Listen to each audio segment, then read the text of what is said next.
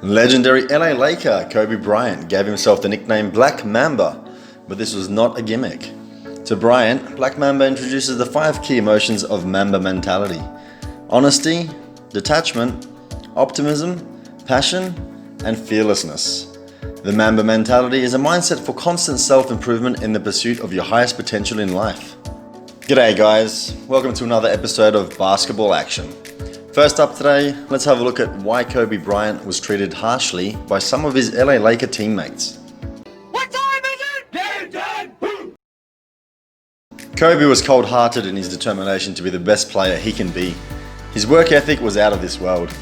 While everyone was jogging, Kobe was sprinting. This very ethic led him to be a 5-time NBA champion and 2-time Finals MVP. Former NBA teammate and champion Robert Horry went on ESPN after Kobe's untimely death earlier this year and shared a few tales about rookie Bryant joining the Lakers. "I was one of the guys there when he was a rookie. A lot of guys were upset at him because back then you could get beer into the locker room. When we got him on the team, it was like, no more beer?" I think that was one of the things that pushed Kobe away a little. Back then you weren't used to an 18-year-old kid coming to the league, and he's a good 18-year-old kid. He's going to be taking somebody's spot. So a lot of guys were kind of standoffish to him, but for me, he was part of the team. Bryant is considered one of the best players to play the game of basketball. He was also one of the youngest players to ever join the NBA, becoming one of the first success stories for players joining the NBA straight out of high school. Kobe spent every season of his 20-year NBA career with the LA Lakers. Kobe inspired a whole generation of basketball players to have that Mamba mentality. This will define his legacy more than all his trophies combined. Courtside Gossip. Top of the West. LeBron James silences critics with a firm statement. James spoke about the race for the MVP, but used the occasion to stick it to his haters and critics. As far as the MVP race, I think, to show what I'm capable of doing, not only individually but from a team's perspective, us being number 1 in the West, he said on a video from ESPN. James also used Twitter to vent his frustration when the following comment was made: "The East is easy. He won't do that in the West." James replied with, "Bro, I swear I heard that for 15 years. With his performance this year, James was adamant he had proven them wrong. He states, "There was a lot of conversation about LeBron can do those things in the East, but if he ever came to the West, what can he do? I've heard all of that, and to be able to have our team at the top of the Western Conference and playing the way we were playing at the time, and the way I was playing, that's definitely a good feeling." The NBA's Walt Disney World restart is going according to plan so far, with the NBA press release stating the following. Of the 346 players tested for COVID-19 on the NBA campus since test results were last announced on July 13, 0 have returned confirmed positive tests.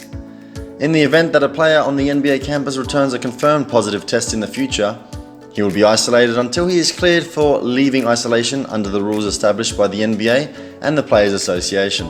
Hall of Famer Charles Barkley, or Chuck, claims that he likes Golden State Warriors forward Draymond Green.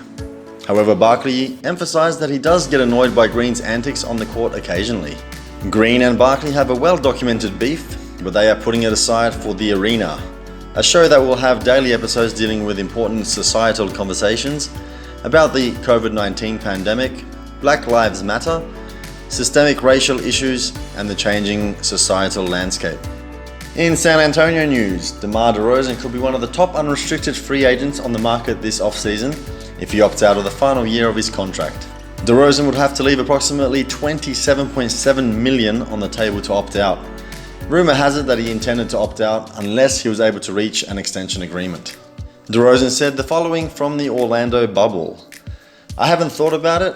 With everything that's going on, it's hard to even know what tomorrow is going to bring, honestly.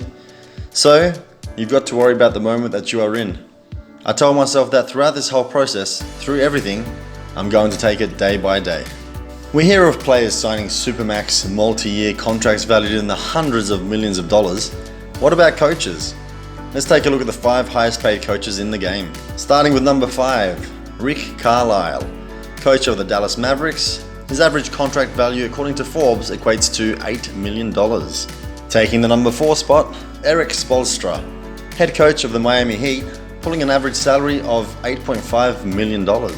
At number 3, Mike Krzyzewski, Although he isn't an NBA coach, his 4 decades with Duke University basketball team is worth the mention. His contract is worth $9 million. At number 2, Steve Kerr. 5 rings with Jordan and the Bulls, and 3 as head coach of the Golden State Warriors. He pockets a nice $9.5 million. And in at number 1, the almighty Greg Popovich.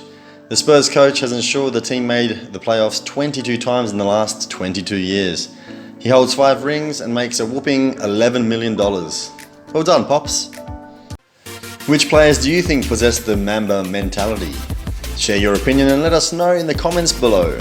Feel free to give feedback, and we appreciate you clicking subscribe and supporting basketball action. Thanks for watching.